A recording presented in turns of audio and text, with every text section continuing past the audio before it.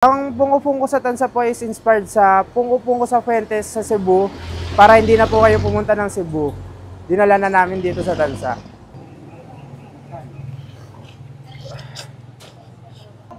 Kain tayo.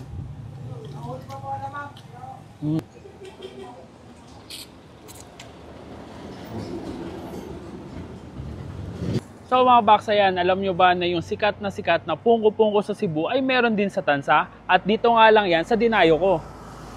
Hi guys, I am Menard from Pungo-Pungo sa Tansa. Ang Pungo-Pungo sa Tansa po is inspired sa Pungo-Pungo sa Fuentes sa Cebu para hindi na po kayo pumunta ng Cebu. Dinala na namin dito sa Tansa.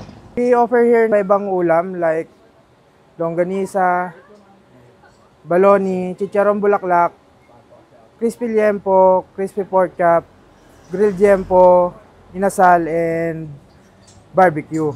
Meron din po tayong available na puso. Ang price range po natin is nag-start ng 99 hanggang 200 pesos po. Depende sa kukuha ninyo. Nag-offer din po kami ng short order like tapsilog. Meron din po tayong mga snacks na spaghetti, saka tinapay. Meron din po tayo flying saucer and others. We are located at 125 Santa Cruz Street, Poblacion 1, Tansa, Cavite po. We operate 11 a.m. to 10 p.m. or 11 p.m. depende sa dami ng tao.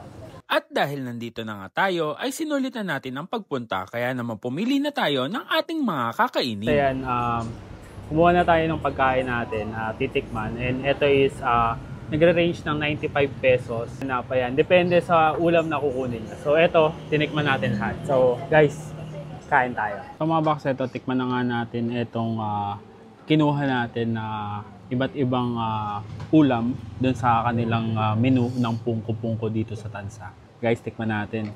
Ito, meron tayo dito chicken inasal. Lagyan natin ng chicken oil. Yung mansi. Kain.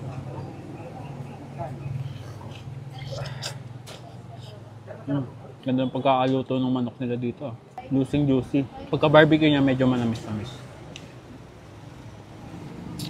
Siyempre may kanin tayo dito. Ito yung tinatawag nilang puso. Bayan natin ng ensaladang talong. Fried liempo.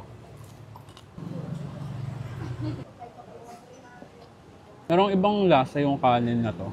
Hindi siya basta kanin lang. Dahil binalot siya dun sa dahon. Ito naman yung longganisa na galing pang Cebu.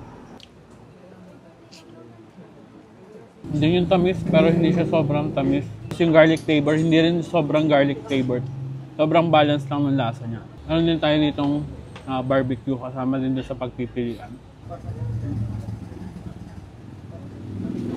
Parehas inihaw yung inasal at saka itong pork barbecue, pero magkaiba ng flavor. Ito yung isa sa paboritong kinuha doon. Yung chicharong bulaklak. Usaw natin sa suka.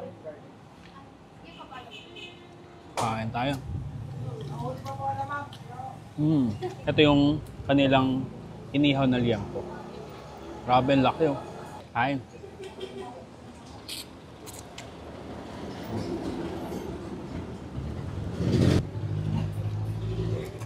Ganda ng pagkakaluto nila ng liempo. Malambot, hindi siya matigas. Sobrang flavorful. Juicy. Guys, meron din pala sila dito. Yan. Isang kalderong laing. May try ko to. O paano mga box, ayan. Kung gusto nyo masubukan at gusto nyo matikman itong mga nagsasarapang pagkain dito sa Pungko-Pungko sa Tansa. Ayan, yung kakaibang style ng pagkain. Para ikaw na yung mamimili nung uulamin mo talaga. Dito lang sila located sa Santa Cruz Street, Poblacion 1, Tansa, Cavite. At open nga sila araw-araw. So paano? Busin ko muna to. Kain.